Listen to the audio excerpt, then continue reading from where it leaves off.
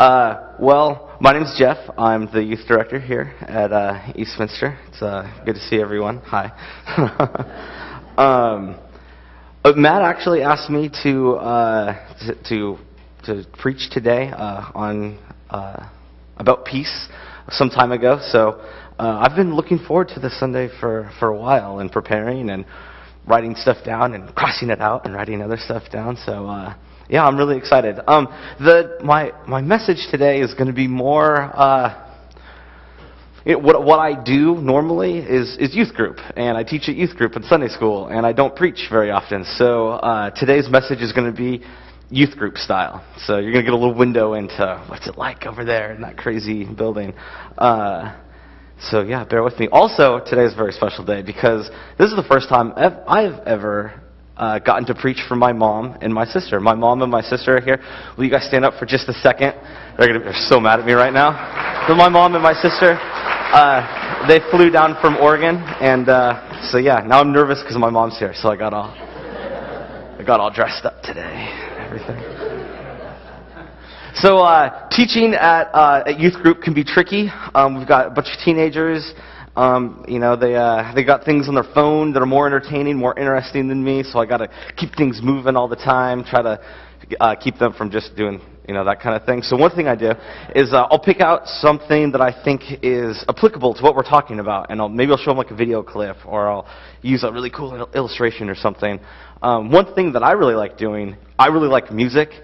So sometimes I'll give them a song, and I'll say, hey, check out this song it's a secular song, it's a song you hear on the radio, or not really a Christian song, and let's talk about what this message is and how it has to do with what we're talking about. So this morning in your bulletins, I have such a song, and so that I keep you guys paying attention and interested in what's going on, so that you guys don't just ignore. I left some of the words blank, so you'll have to fill them in. So if you have a pencil or a pen, or maybe you're one of the more rebellious type teenagers, and you're like, no, I'm not filling in that just because you told me to. And you don't have to. This is up to you.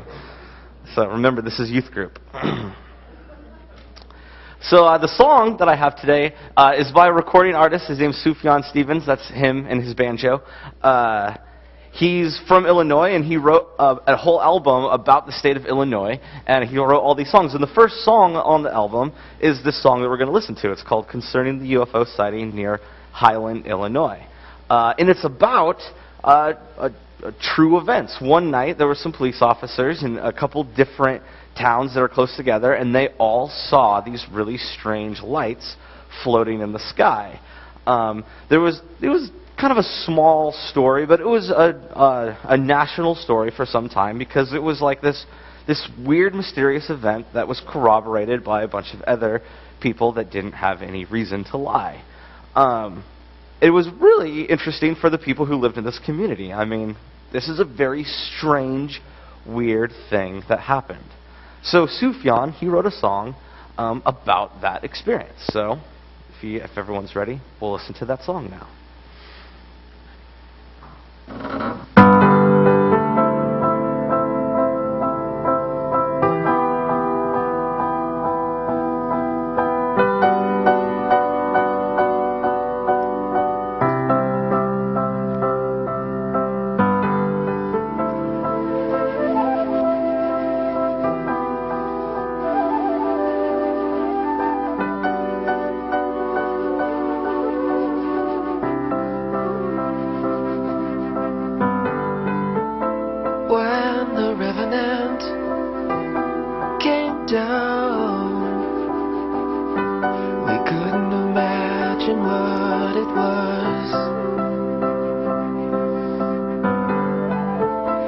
In the spirit of 3 stars, the alien thing that took its form,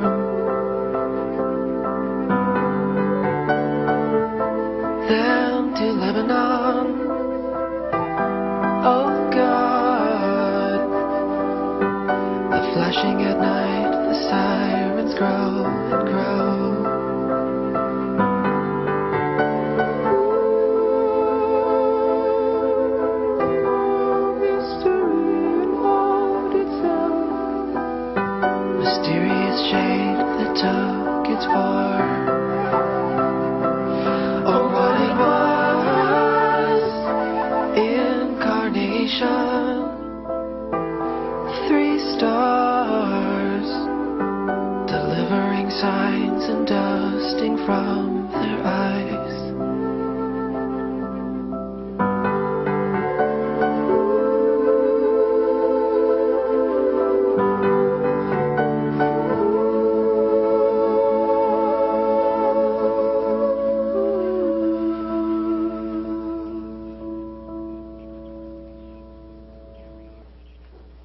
All right, let's see how you did.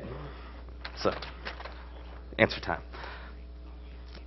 When the Revenant came down. Oh, perfect. You guys are so good. You guys. We couldn't imagine what it was.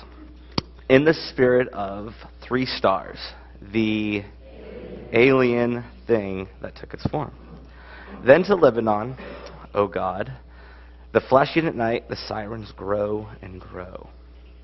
Oh, history involved itself. Mysterious shade that took its form. Oh, what it was. Incarnation, 3 stars, delivering signs and dusting from their eyes. So Sufjan, he took this experience, and I don't know if he believes that the lights in the sky were actually aliens from outer space, or, what his thought on that is. But he took this event, this mysterious, weird event, and thought, what if it was aliens? Maybe it is aliens. I don't know. But whatever it was, it's this strange event that happened that changed the community around us. And as you can tell from the song, he compares it to the incarnation. He compares it to Christmas and tries to understand each one by comparing them to each other. Before we go any further this morning, I want us to all be on the same page. That the incarnation was a mysterious, strange, fantastic event. Where something from somewhere or something else invaded our reality. The people who lived in Highland, Illinois that night felt like aliens had invaded their world. That something just not human, something not anything that we know, came into their reality. We need to understand that that's what the Christmas story is essentially about. And I want to explore how that answers a lot of different questions. The Apostle John begins his gospel in the same way that Sufjan kind of talks about. He says that the Word became flesh, and the word, that word is a Greek word called logos, and we're going to talk about that. It's translated as word. It also means reason and conversation. Even sometimes song can be translated as logos, or used as logos, when it means that there's meaning in that song and that people are gaining something from it. And John has talked about this word, this thing that's not human, becoming flesh. We saw his glory. Glory as of the only begotten from the Father, full of grace and truth. There was something that happened that night that was totally different than anything we've ever experienced on this planet. Something mysterious and abnormal and fantastic. The divine invaded our reality. The divine invaded our world. What does that world look like? What did the divine meet that night? Why was he here? What did he come down to?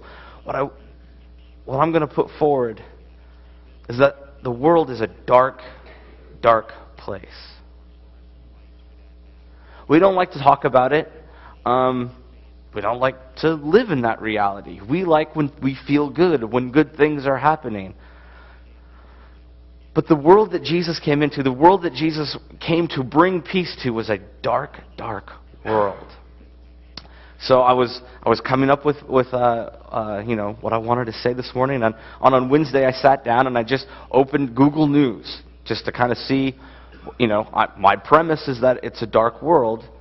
Does Google News corroborate with what I'm saying? So I just took a couple headlines from Google News and started, compare, like, what, is there a lot of good news out there to make me feel warm and fuzzy? No. I mean, this is just what was at the top of the news that hour that I was sitting at my computer.